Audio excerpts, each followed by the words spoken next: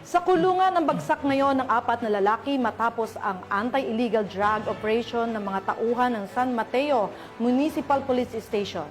646,000 pesos na halaga ng shabu ang kumpiskado. Patrolwoman GB Marie Pamoso, magbabalita.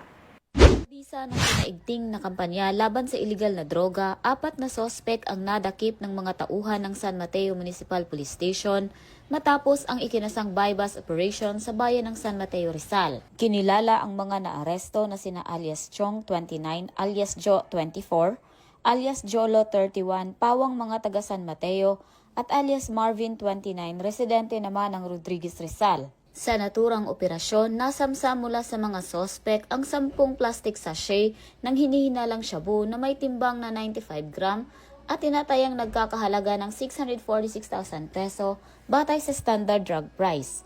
Na-recover din ang ilang mga ebidensya kabilang ang isang pouch bag, 2 motorsiklo, 6 na pirasong 100 peso bill at 3 pirasong bypass money.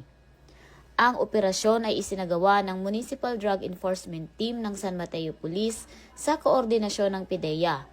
Kasalukuyang nakapiit ang mga sospek sa San Mateo MPS Custodial Facility habang inihahanda ang kasong paglabag sa Section 5 at 11 ng Republic Act 9165 o Comprehensive Dangerous Drugs Act of 2002. Ang matagumpay na operasyon ay patunay ng dedikasyon ng Rizal Police Provincial Office sa direktiba ng PNP na paigtingin ang kampanya kontra iligal na droga, tungo sa layuning makamit ang isang drug-free Rizal.